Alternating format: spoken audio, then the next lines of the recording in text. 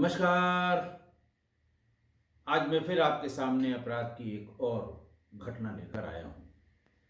आज के अपराध की घटना बहुत पुरानी है, कोई 11 साल पुरानी है, लेकिन उसका जो फैसला था वो बिल्कुल हाल फिलहाल का है। अभी 29 सितंबर 2025 का।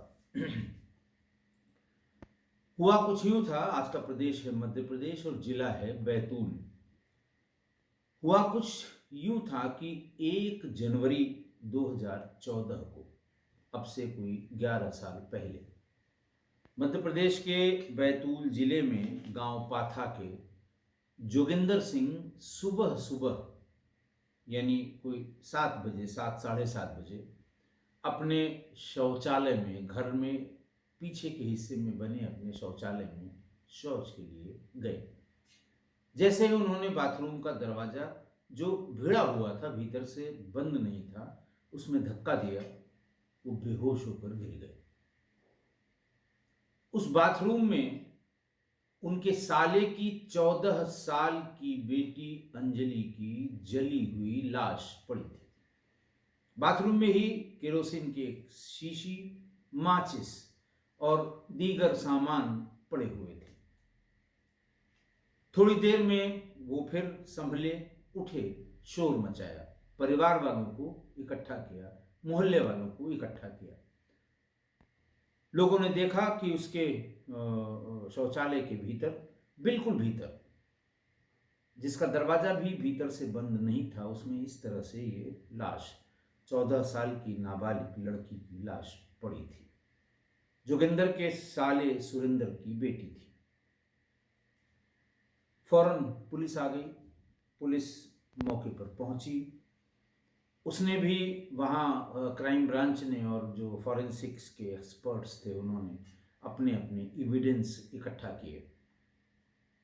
लेकिन बात ये नहीं समझ में आ रही थी कि भीतर कोई अगर अपने शरीर में मिट्टी का तेल डालकर आग लगाएगा तो दरवाजा क्यों खुला रखेगा। जबकि सारी परिस्थितियां इस ओर इशारा कर रही थीं कि इसने आत्महत्या की है। आत्महत्या का कारण भी मौजूद था, क्यों आत्महत्या की होगी। लेकिन फिर भी ये बात किसी के गले नहीं उतर रही थी। जैसे ही जोगिंदर ने ये सब देखा तो अपने साले सुरेंद्र को और अपनी उसकी पत्नी देवंती को फौरन इत्तला की, जो वहां से 5 किलोमीटर दूर रहते थे। ये लोग भी आ गए। लड़की की हालत देखकर ये चीखने चिल्लाने लगे।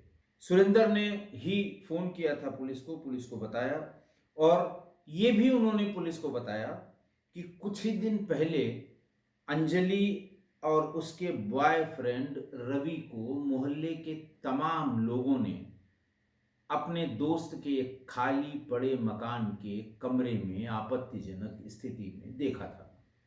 पुलिस को भी बुलाया था। पुलिस ही दरवाजा तोड़कर भीतर गई थी और पुलिस ने ही उन दोनों को वहां पर नग्न अवस्था में वहां से उनको बाहर निकाला था। लड़की को घर भेज दिया था और लड़के को लेकर थाने पर गई थी। तमाम पुलिस उससे पूछताछ कर रही थी। लड़के की उम्र बिल्कुल 18 साल, यानी बिल्कुल जैसे वो कहते हैं ना कि हाल फिलहाल का बालिग हुआ लड़का था। और पूरे मोहल्ले के सामने ऐसा हुआ था, यानी उन दोनों के बीच के वो व्यक्तिगत पल सार्वजनिक हो गए, तमाशा बन गए। लोगों ने सुरेंद्र का जीना हराम कर दिया, ऐसा सुरेंद्र ने उस समय पुलिस को बताया कि साहब, इसी से, इस बदनामी से आजीज आकर मेरी लड़की ने आत्महत्या कर ली है। ऐसा उनकी धारणा थी, ऐसा उनका मानना था। पुलिस को भी सामान्य रूप से ये आत्महत्या का ही प्रकरण लग रहा था। लेकिन धीरे धीरे जब चीजें खुलने लगीं, और खासकर पोस्टमार्टम रिपोर्ट में, तो पुलिस कई बार सोचने को मजबूर हो गई। जब तक पोस्टमार्टम की रिपोर्ट आती, पुलिस ने कुछ और बातें पता की, तो ये पता लगा कि इसकी यानी मृतका की यानी 14 साल की बच्ची अंजलि की प्रेम कहानी अपने ठीक पड़ोस में रहने वाले रवि के साथ सन 2012 से शुरू हुई। माता पिता अपने काम पे चले जाते थे, 12 साल की नन्ही बच्ची अकेली रहती थी। रवि ठीक पड़ोस में रहता था, उसका आना जाना लगा रहता था, एकांत भी मिल गया, मोबाइल दोनों के पास था। आप समझ सकते हैं, धीरे धीरे ये प्यार पनपने लगा और रवि और अंजलि के बीच गहरा प्रेम संबंध हो गया। 12 साल की बच्ची जब 14 साल की हुई होगी तो उसमें शारीरिक और मानसिक बहुत ढेर सारे बदलाव हुए होंगे। दोनों परिवारों का एक दूसरे के यहाँ आना जाना था, इसलिए किसी के टोका टोकी, देखने सुनने, अफवाह उड़ाने का किसी को मौका नहीं मिला और उन दोनों के बीच जो कुछ भी था वो निर्बाध गति से होता रहा। दोनों जीने मरने की कस्में खाते रहे। उस समय तो ये भी नाबालिग ही रहा होगा, घटना के समय बालिग था और शादी के सपने देखे होंगे। घर वालों को, दोनों के घर वालों को उनकी नज़दीकियों का एहसास तो था, लेकिन उन्हें ये अंदाज नहीं था कि रिश्ता बहुत गहरा हो गया है, जड़ें उसने बहुत गहरी जमा ली हैं। दिसंबर 2013 में एक ऐसा 28 दिसंबर 2013 को एक ऐसा तूफान आया जिसने इन दोनों को मानसिक रूप से तबाह कर दिया। हुआ कुछ यूं कि कड़ाके की ठंड थी। रवि अपनी बाइक पर अंजलि को लेकर घूमने निकला। अंजलि ने घर पर बैंक जाने का बहाना बनाया और रवि ने अपने दोस्त तोमर के यहाँ जाने का बहाना बनाया। दोनों अलग अलग बहाने से निकले और एक साथ हो लिए और हॉस्पिटल कॉलोनी में रवि के दोस्त तोमर का एक खाली पड़ा मकान था, उसमें कोई रहता नहीं था। ताला चाबी उसकी तोमर के पास थी। रवि ताला चाबी उसके यहाँ से ले आया था और अंजलि को मोटरसाइकिल पर बिठाकर वो सीधे उसी हॉस्पिटल कॉलोनी के तोमर के घर में पहुंचा। ताला खोला और दोनों ही भीतर हो गए। शायद दोनों के मन में अकेले में कुछ पल बिताने की मंशा रही होगी, लेकिन उन दोनों की ये मुलाकात एक सार्वजनिक तमाशे में तब्दील हो गई।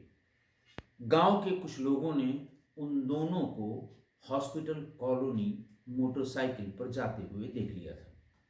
कॉलोनी पूरी बसी नहीं थी, लेकिन जो दो एक घर वहां पर ऑक्युपाइड थे जिसमें डॉक्टर्स की फैमिलीज रहती थी, उनके किसी नौजवान लड़के ने इन दोनों को मोटरसाइकिल से उतरते और तोमर के घर का ताला खोलकर घर के भीतर दाखिल होते देख लिया। उन यंगस्टर्स के मन में भी कोई शंका नहीं थी कि ये क्यों आए, अकेले में इस घर का ताला क्यों खोला और भीतर जाकर सिटकिनी क्यों चढ़ा ली।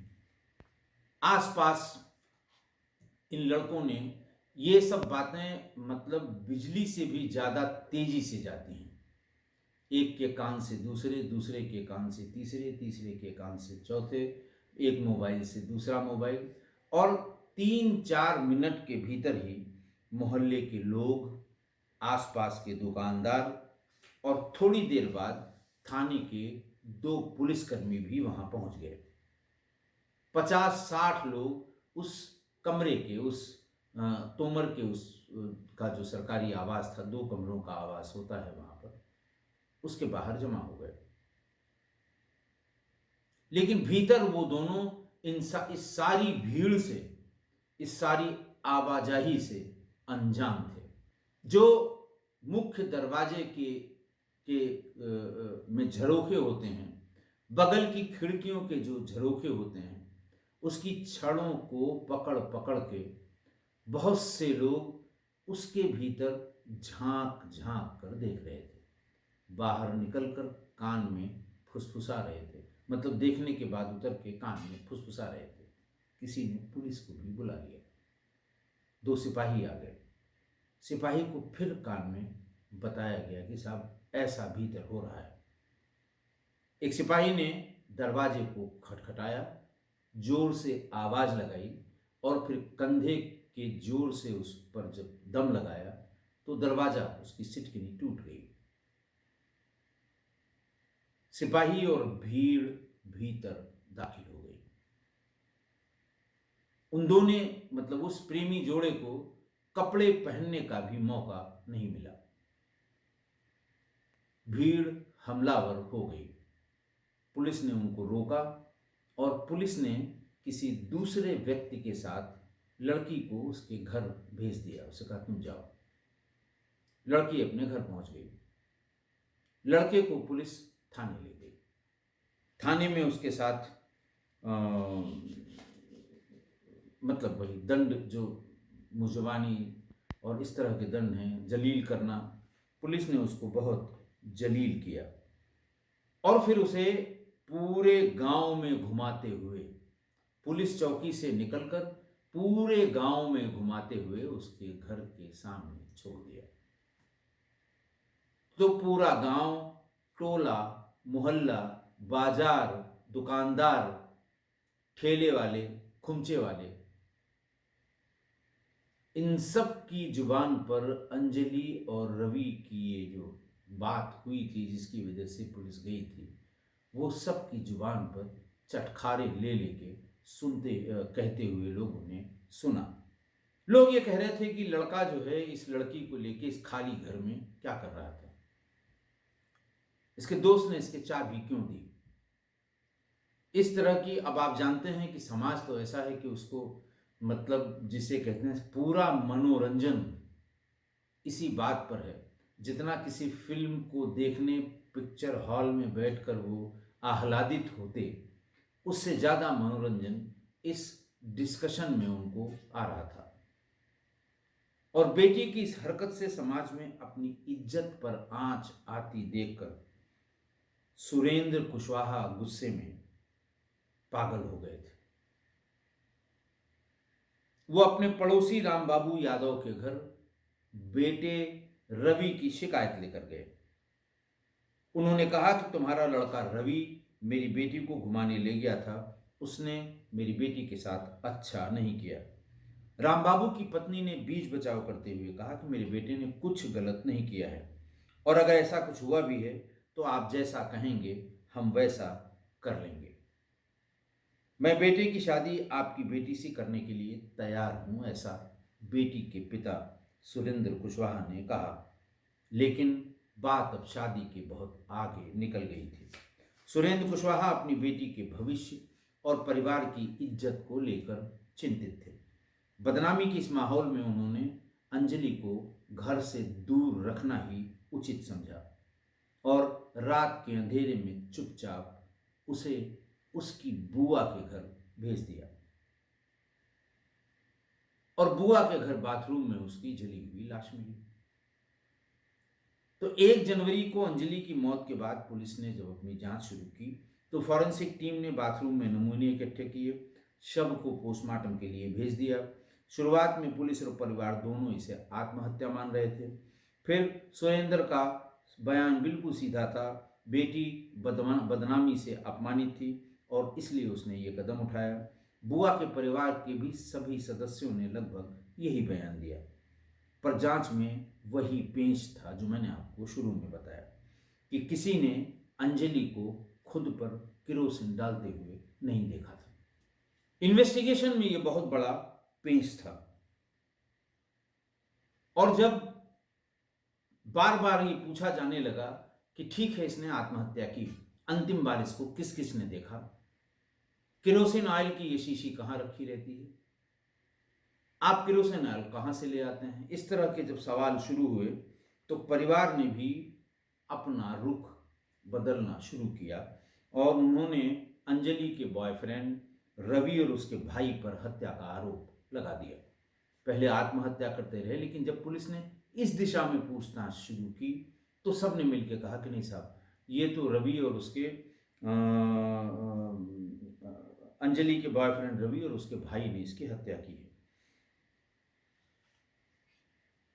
अब पुलिस को यह लगने लगा कि ऐसा लगता है कि शायद परिवार ने अपनी इज्जत बचाने के लिए ऑनर किलिंग में अंजलि की जान ले ली, या फिर बॉयफ्रेंड रवि ने किसी मकसद से अंजलि को रास्ते से हटाने के लिए उसकी हत्या कर दी। ये दो विकल्प पुलिस के सामने आने लगे कि इन दो स्थितियों में ही ये घटना हुई होगी। इसी बीच में पोस्टमार्टम रिपोर्ट आ गई। पोस्टमार्टम रिपोर्ट ने भी बड़े चौंकाने वाले तथ्य पुलिस के सामने रखे। पोस्टमार्टम करने वाली डॉक्टर श्वेता ने पाया कि अंजलि की मौत जलने से नहीं, सांस की कमी से हुई है, सफोकेशन से जिसे कहते हैं।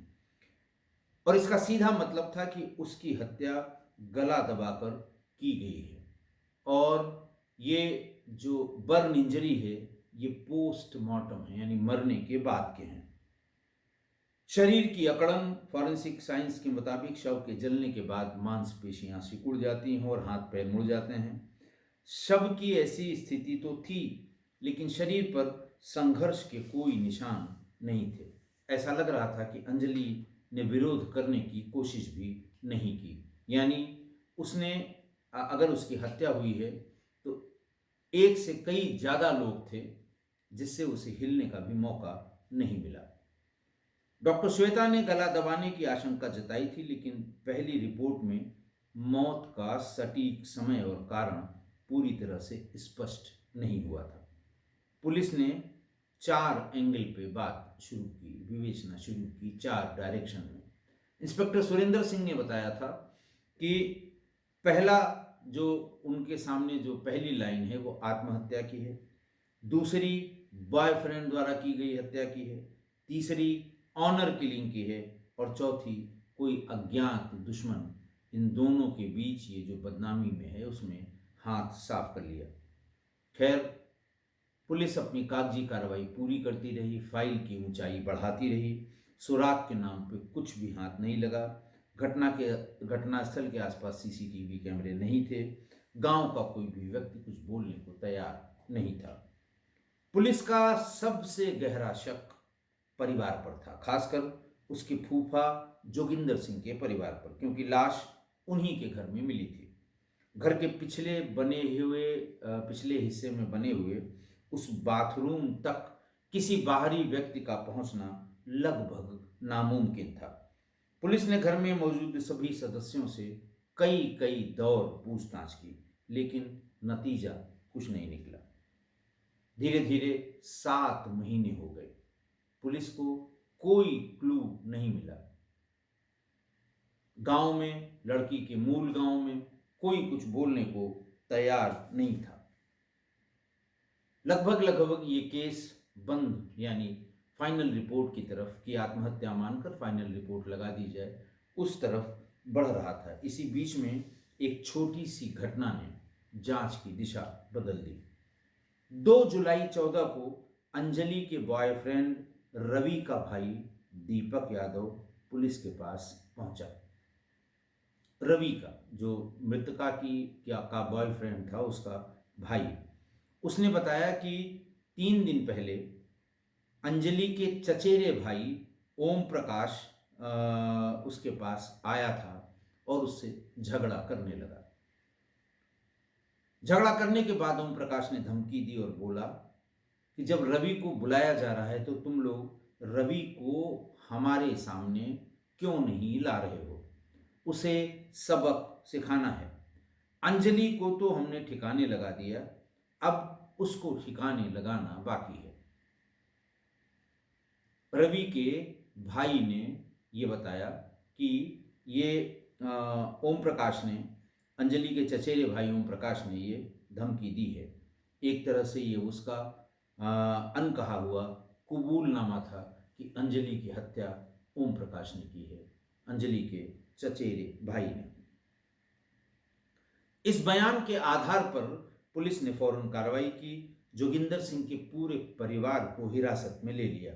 अंजलि के पिता सुरेंद्र सिंह, जो घटना के वक्त वहां मौजूद नहीं थे, उन्हें भी हत्या की साजिश रचने, सबूत मिटाने में मदद करने और पुलिस को गुमराह करने के आरोप में मुख्य आरोपी बनाया गया। अब अंजलि का परिवार कटघरे में था, लेकिन उन्होंने अपना गुनाह कबूल नहीं किया। खुद को बचाने के लिए कोर्ट और पुलिस के सामने 3 अलग अलग और विरोधाभासी बयान गवाहों के आए। पहली कहानी वही आत्महत्या की। पुरानी बात दोहराई गई कि अंजलि ने बदनामी के डर से केरोसिन डालकर खुद आत्महत्या कर ली। दूसरी कहानी बताई गई कि बाहरी व्यक्ति, खासकर रवि के लिए इशारा था कि बाथरूम घर के पिछले हिस्से में है, इसलिए कोई भी बाहरी व्यक्ति अंजलि को मारकर वहां जला सकता है। तीसरी कहानी जो थी वो बॉयफ्रेंड पर आरोप था। वो सीधे तौर पर रवि और उसके भाई पर हत्या का आरोप लगा रहा था। इन्हीं दांव पेच में उलझे इस केस का ट्रायल लगभग 11 साल चला। बैतूल के जिला कोर्ट में 11 साल चला। इस मामले में कोई चश्मदीद गवाह नहीं था। पूरा का पूरा केस पारिस्थितिक जन्य साक्ष्यों पर टिका था। अभियोजन की तरफ से जो साक्ष्य पेश किए गए, बचाव पक्ष उसका उत्तर नहीं दे पाया। बाथरूम का खुला दरवाजा जो आत्महत्या की थ्योरी को कमजोर कर रहा था। पोस्टमार्टम रिपोर्ट जिसमें गला दबाकर हत्या किए जाने की पुष्टि थी। परिवार के विरोधाभासी बयान जिन्होंने उसके झूठ को उजागर किया। ओम प्रकाश की धमकी जो इस केस का सबसे मजबूत सबूत बनी थी। सुरक्षित अपराध स्थल, यानी जहां किसी बाहरी व्यक्ति का पहुंचना संभव नहीं है। इन 11 साल में ट्रायल के दौरान आरोपी फूफा जोगिंदर सिंह की मौत हो गई। आखिरकार 29 सितंबर 2025 को इंसाफ हुआ और अपर सत्र न्यायाधीश डॉक्टर महजबीन खान ने सभी साक्ष्यों और बयानों की गहन जांच के बाद अपना फैसला सुनाया। उन्होंने माना कि परिवार के सदस्यों ने अपनी झूठी इज्जत बचाने के लिए अंजलि की गला दबाकर हत्या की और फिर उसे जलाकर आत्महत्या करने के साक्ष्यों की कोशिश की, साक्ष्य बनाने की कोशिश की। न्यायाधीश ने अंजलि के पिता सुरेंद्र सिंह, चचेरे भाई ओम प्रकाश और दीपक, बुआ गीता देवी और भाभी राधिका को हत्या और सबूत मिटाने का दोषी पाते हुए आजीवन कारावास की सजा सुनाई। एक आरोपी अनुराधा को सबूतों के अभाव में बरी कर दिया गया, क्योंकि घटना के दिन उसकी घर पर मौजूदगी साबित नहीं हो पाई। आज की घटना, आज फिर अनैतिक संबंधों के कारण एक नाबालिग बच्ची की जान चली गई। 2 नाबालिग बच्चों में प्यार हुआ। 2 साल तक ये प्यार परवान चढ़ता रहा। बच्ची 12 वर्ष की थी जब उसे पहली बार प्यार का एहसास उसने किया होगा, ऐसा माना जाता है। और अगले 2 सालों में उसमें ढेर सारे शारीरिक और मानसिक बदलाव हुए। दोनों को अभी एक साथ होने की, यानी दोनों को एक साथ होने की ललक अब पींगे मारने लगी। वैसे तो उन्हें बच्ची के घर पर ही ऐसा कुछ कर गुजरने का पूरा मौका मिलता रहा होगा, पर शायद किसी अज्ञात भय के कारण उन्होंने ऐसा नहीं किया। वो कहीं दूर एकांत की तलाश में थे। एक दिन रवि ने ये एकांत ढूंढ लिया, अपने दोस्त से बात कर ली, चाबी ले ली और ये बात जाकर उसने उस बच्ची को, अंजलि को बताई तो उसने कतई मना नहीं किया। दोनों घर से अलग अलग बहाने बनाकर निकले। लड़के की मोटरसाइकिल पर बच्ची पीछे बैठ कर गई। दुनिया की नज़रों से बेजार दोनों उस खाली मकान के दरवाजे में कुंडी लगाकर भीतर पहुंचे और भीतर कमरे में उन्होंने अपने आप को लगता है किसी समुद्री द्वीप में होना महसूस किया, जहां मनुष्य क्या जीव जंतु भी नहीं हो नहीं आ रहे हैं आसपास में, एकदम एकांत द्वीप में होना महसूस किया। और वो एक दूसरे में इतना डूब गए कि उन्हें ये एहसास भी नहीं हुआ कि कमरे के बाहर धीरे धीरे करके भारी भीड़ इकट्ठा हो गई है। 10-20 लोग तो बार बार दरवाजे खिड़कियों की धड़ों से भीतर झांकने में तल्लीन थे। तब तक पुलिस आई। पुलिस ने आवाज़ लगाई, दरवाज़ा खटखटाया, और इसके पहले कि वो दोनों अपने कपड़े भी पहन पाते, पुलिस ने धक्का देकर उस दरवाजे की सिटकिनी को तोड़ दिया और दोनों को बाहर निकाला गया। अब इन दोनों का ये प्यार जो चोरी छिपे 2 साल से चल रहा था, वो एक सार्वजनिक तमाशा बनकर रह गया। समाज ने लड़की के परिवार का जीना मुश्किल कर दिया। परेशान माँ बाप ने उसे बुआ के घर भेज दिया। फिर भी समाज उन्हें जीने नहीं दे रहा था। लड़के या उसके परिवार का कोई कुछ नहीं न बिगाड़ पाया, न उन पर कोई टिप्पणी की। समाज का यही दोगलापन सदियों से चला रहा है। बदनामी में लड़के का भी बराबर का हाथ है। लड़की की बदनामी हुई तो कारण भी वही लड़का था, पर उसका कुछ नहीं हुआ, समाज ने भी कुछ नहीं किया। और फिर लड़की के परिवार वालों ने मिलकर लड़की को मार दिया। मारा ही नहीं, उसे जिंदा भी जला दिया। समाज ने यह अन्याय सरासर लड़की के साथ किया। लड़के को या उसके परिवार का कुछ नहीं बिगड़ा और लड़की जिंदगी से चली गई। एक इस पर कविता मुझे मिली है कि सामाजिक प्यार में दोष दोनों का, सजा बस बेटी को ही क्यों। परिवार ने मिलकर मारा, दुनिया चुप रही क्यों। दिल जोड़ा था नाबालिगों ने, एक हो गए थे दोनों। समाज ने लड़की को दफनाया और लड़के को सांस लेने के लिए छोड़ा क्यों। तो इस तरह की तमाम बहुत ढेर सारी कहानियाँ, कविताएं मौजूद हैं। एक और है उसी में कि अन्याय की आग में जली बेटी, चीखें दबी रहीं चुपके। लड़के को छोड़ा स्वतंत्र, दुनिया से कहा इज्जत बची। कब सुधरेगा ये समाज का चेहरा, बेटियों को अपनाएगा कब। आशा है आप मेरी इन सारी बातों से सहमत होंगे। आज के लिए इतना ही। बहुत बहुत धन्यवाद।